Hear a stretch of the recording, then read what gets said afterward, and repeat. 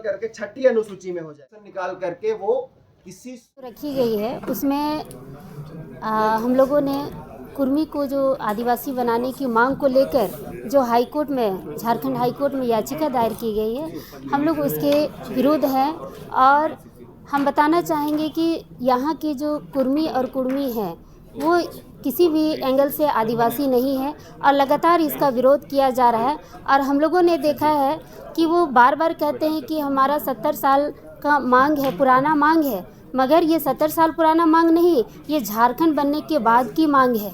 और झारखंड बनने के बाद से ही वो आदिवासी बनने के लिए वो तड़प रहे हैं, क्योंकि वो देख रहे हैं कि ये झारखंड जो है आदिवासी बहुल राज्य है और यहाँ आदिवासियों को विशेष अधिकार दिया गया है। चाहे वो चुनाव लड़ने की बात हो या फिर शिक्षा की बात हो, रोजगार की बात हो, तो यहाँ पर आदिवासियों को विशेष आरक्षण प्राप्त है। यही इसी में वो अड़ंगा डालने के लिए, वो खुद आरक्षण पाने के लिए इस पर आ रहे हैं। दूसरी बात मैं कहना चाहूँगी कि वो लोग एक तरफ ओबीसी की आरक्षण बढ़ाने की मांग भी करते हैं, उसके लिए भी उन लोगों ने न्यायालय का दरवाज़ा खटखटाया है। और अब फिर वो दोबारा आदिवासी बनने की भी मांग करते हैं।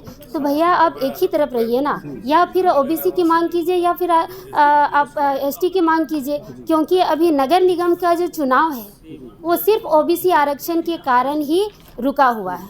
ओबीसी आरक्षण के लिए वो उन लोगों ने न्यायालय में याचिका दायर किया हुआ है, जिसके कारण यहाँ 3 साल से नगर निगम का चुनाव स्थगित पड़ा हुआ है।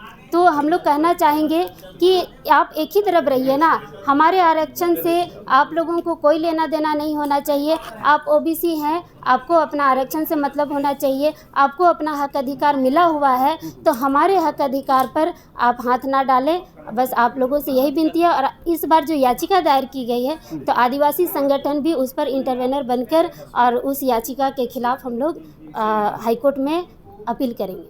दूसरी बात, इनका कहना है सूची में शामिल करने को मांग को लेकर हाईकोर्ट में याचिका स्वीकार की गई है। उस संबंधित हम लोग आज यहाँ पर प्रेस कॉन्फ्रेंस किए हैं और आदिवासी समाज अपना स्पष्ट रूप से अपना पक्ष रखना चाहते हैं कि आदिवासी समाज काफ़ी आक्रोशित है। और ये तथ्यात्मक रूप से हम ये बात रखना चाहते हैं कि इनकी भाषा, संस्कृति, परंपरा, रीति रिवाज कुछ भी आदिवासी से मेल नहीं खाते हैं। इनका जो भाषा है वो इंडो आर्यन लैंग्वेज फैमिली से बिलोंग करता है और आदिवासी का जो भाषा है वो एक तरह से द्रविडियन और ऑस्ट्रो एशियाटिक लैंग्वेज फैमिली से बिलोंग करता है। तो एक डिस्टिंक्शन ये है। दूसरा आप देखिएगा, लोकुर कमेटी का जो रिकमेंडेशन किया गया था, जो 5 क्राइटेरिया जो होना चाहिए आदिवासी में, उसमें से किसी में भी मेल नहीं खाता है। और ये टीआरआई द्वारा भी रिपोर्ट दिया गया है 2004 और 2020 में भी। उसमें स्पष्ट रूप से कहा गया है कि 5 बिंदुओं पर पे चर्चा करते हुए कि ये यहाँ के आदिवासी मूलवासी नहीं है, ये सेंट्रल इंडिया से आकर के यहाँ पर बसे हैं और ये इन पे आदिवासी का जो 5 क्वालिटी है वो किसी में से ये मेल नहीं खाता है। दूसरी बात, यहाँ पर जो इनके द्वारा लगातार डिमांड किया जा रहा है, इस तरह इस डिमांड से हम लोग इसका विरोध करते हैं और आदिवासी समाज काफ़ी आक्रोशित है। और इनके द्वारा अगर इसी तरह मांग किया जाएगा तो हम लोग आदर्श आचार संहिता खत्म होने के बाद हम लोग भी जोरदार आंदोलन करेंगे। ये कुर्मियों का जो मांग है, ये कुर्मी के चंद नेताओं का मांग, समाज का मांग नहीं है कि आदिवासी बनाया जाए। आप समाज में जाके आप पता करिएगा तो लोग बोले कि हम तो हिंदू हैं। तो कहीं ना कहीं कुछ नेताओं के द्वारा ये माहौल क्रिएट करना, ये बताना कि कुर्मी समाज कुर्मी आदिवासी है, इसका मैं खंडन करता हूँ। आप देखिए, ये मांग अभी लगभग 4-5 साल से तूल पकड़ा है। आज़ादी के 70 साल के बाद कहीं ना कहीं ऐसा लगता है कि ऐसा है कि हम आदिवासी हैं, तो ये मांग आज से 50 साल पहले होना चाहिए था। तो कहीं ना कहीं कुछ लोगों के द्वारा ये अलग माहौल क्रिएट किया गया और झारखंड के आपसी जो भाईचारा है आदिवासी मूलवासियों का, ये कहीं ना कहीं ये माहौल ख़राब करने का प्रयास। कुछ प्रोसीजर जो है ना, किसी को इंक्लूड करने, जैसा हमने कहा कि आर्टिकल 342, तो प्रेसिडेंट ऑफ इंडिया का जो प्रोसेस है, जैसे कार्मिक हुआ आपका, यहाँ से जाए कोई स्टेट से किसी कम्युनिटी को भी, उसका रिसर्च किया जाता है। जैसे टीआरआई यहाँ पर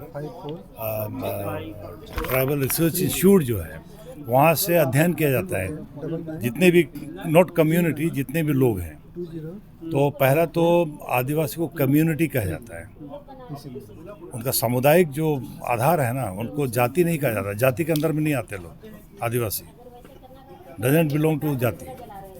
और इनका जो बेसिक क्राइटेरिया जो है और इनका जो प्रोसेस है, टीआरआई रिपोर्ट देता है, टीआरआई के बाद आगे जाकर आरजीए रजिस्ट्रार जनरल ऑफ इंडिया उसके पास जाता है, पार्लियामेंट जाता है, पार्लियामेंट के पास फिर मिनिस्ट्री ऑफ ट्राइबल अफेयर्स जाएगा, उसके बाद फिर पार्लियामेंट का प्रेसिडेंट ऑफ इंडिया के पास जाता है। फाइनल अथॉरिटी किसी कम्युनिटी को, ये हाई कोर्ट या सुप्रीम कोर्ट भी किसी को जाति में अंतर्गत या बाहर नहीं कर सकता, उसका कोई विधायिका का ही है, शुरू होता है यहाँ से।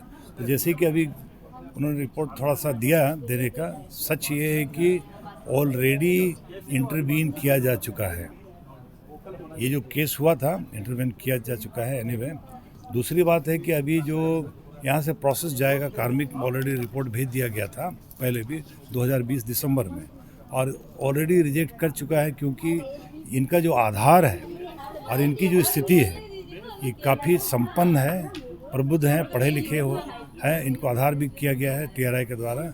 ऐसी परिस्थिति में उनको यथा स्थिति में रखा जाए, इनको कोई नहीं किया जा सकता है। तो ये रिपोर्ट ऑलरेडी दिया गया है, सबमिटेड कर दिया गया है। तो ये स्पष्ट है, मेरी तरफ से मैं बताना चाहता हूँ ये इंक्लूड होने नहीं जा रहा है, जितना भी कर ले। इसीलिए कि राजस्थान में गुजर लोग काफ़ी आंदोलन किए थे, इससे उग्र आंदोलन किए थे, उनको इंक्लूड नहीं किया गया अभी तक। तो यहाँ भी परिस्थिति ऐसा है, कुछ अभी जो हवा गर्म है, लोग कर रहे हैं, नेता लोग कर रहे हैं, अलग बात है, लेकिन इंक्लूजन नहीं हो सकता है फाइनली। प्रेमचंद मुर्मू।